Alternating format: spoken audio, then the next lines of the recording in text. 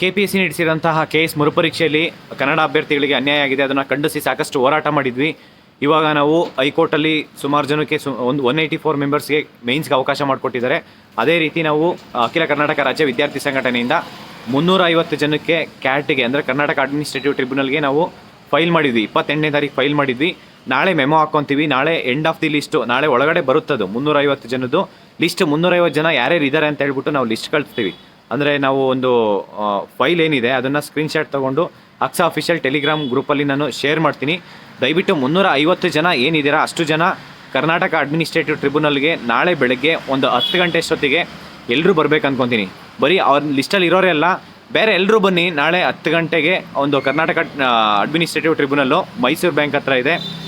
ಯಾಕೆ ಅಂತಂದರೆ ಈ ಒಂದು ನಾಡಿದೆ 3ನೇ ತಾರೀಕು ಮೇನ್ಸ್ ಎಕ್ಸಾಮ್ಸ್ ಇರೋದ್ರಿಂದ ಅದು ಈ ಕೂಡಲೇ ಸ್ಟಾಪ್ ಮಾಡಬೇಕು. ಯಾಕೆ ಅಂತಂದರೆ 29ನೇ ತಾರೀಕು ಒಂದು ಆರ್ಡ್ರ್ ಬರುತ್ತೆ. ಇನ್ನು ಪೆಂಡಿಂಗು ಮತ್ತು ಲಿಸ್ಟ್ ಯಾವುದೇದಿದೆ ಅಷ್ಟು ಜನಕ್ಕೂ ಮೇನ್ಸ್ಗೆ ಅವಕಾಶ ಮಾಡಿಕೊಡ್ತೀನಿ ಅಂತ KPSC ಈ ಕೂಡಲೇ ಏನು 350 ಜನಕ್ಕಿದೆ ಅದನ್ನು ನೀವು ಕೊಡಲೇಬೇಕಾಗುತ್ತೆ. ಯಾಕೆಂದರೆ ಕರ್ನಾಟಕ ಅಡ್ಮಿನಿಸ್ಟ್ರೇಟಿವ್ ಟ್ರಿಬ್ಯುನಲ್ ಹೊರಡಿಸಿರೋ ಒಂದು ಆರ್ಡರ್ ಪ್ರಕಾರ ಅಂದ್ಕೊಂಡ್ರು ಅದನ್ನು ನಮಗೆ 350 ಜನಕ್ಕೆ ಕೊಡಬೇಕಾಗುತ್ತೆ. 350 ಜನಕ್ಕೆ ನೀವು ಅಲೋಕೇಟು ಅಂದರೆ ಕ್ವಶನ್ ಪೇಪರ್ ಇರ್ಬೋದು, ನೀವು ಫೀಸ್ ತೊಗೊಳೋದಿರ್ಬೋದು, ಪ್ರತಿ ಒಂದು ಹಂತದಲ್ಲೂ ನೀವು ಫೇಲ್ ಆಗ್ತೀರಾ. KPSC ಅವ್ರು ಅಷ್ಟು ಈಸಿಯಾಗಿ ಆಗಲ್ಲ ಕ್ವಶನ್ ಪೇಪರ್ ತೊಗೊಳೋದಕ್ಕೆ.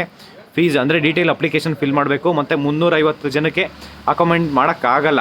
ನೀವು ದಯವಿಟ್ಟು KPSC ಅವರು ಈ ಕೂಡಲೇ ಎಕ್ಸಾಮು ಪೋಸ್ಟ್ಪೋನ್ ಮಾಡಿ ಕರ್ನಾಟಕ ಅಂದರೆ ಹೈಕೋರ್ಟಲ್ಲಿ ಏನು ಒಂದು ವರ್ಡಿಕ್ಟ್ ಬರುತ್ತೆ ಫೈನಲ್ಲು ಅಲ್ಲಿವರೆಗೂ ನೀವು ಹೋಲ್ಡ್ ಮಾಡಬೇಕಾಗುತ್ತೆ. ಇಲ್ಲ ಸರ್ಕಾರ ಈ ಕೂಡಲೇ ಡಿಸಿಷನ್ ತೊಗೊಂಡು ಒಂದು ಕೇಸ್ ಮರುಪರೀಕ್ಷೆ ಮಾಡಬೇಕು, ಇಲ್ಲ ಮರುಧಿಸೂಚನೆ ಮಾಡಿಬಿಟ್ಟು ಎಲ್ಲ ಕನ್ನಡ ಅಭ್ಯರ್ಥಿಗಳಿಗೆ ನ್ಯಾಯ ಕೊಡಬೇಕು.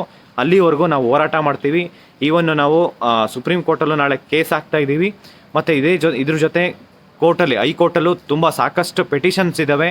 ನೀವು ಕರ್ನಾಟಕ ಅಂದರೆ KPSC ಅವರು ಈ ಕೂಡಲೇ ಎಚ್ಚೆತ್ಕೊಂಡು, ಯಾಕೆಂದರೆ ನೀವು ಇಷ್ಟು ಆತುರವಾಗಿ ಮಾಡ್ತಾಯಿದ್ದೀರಾ ಅಂದರೆ ಎಷ್ಟು ಕರಪ್ಷನ್ ಮಾಡ್ತಿದ್ದೀರಾ ಅಂತ ಗೊತ್ತಾಗ್ತಾಯಿದೆ. ಸರ್ಕಾರನೂ ಕೂಡ KPSC ಅವ್ರಿಗೆ ಇಷ್ಟು ಆರಾಮಾಗಿ ಸಪೋರ್ಟ್ ಮಾಡ್ತಾಯಿದ್ದಾರೆ.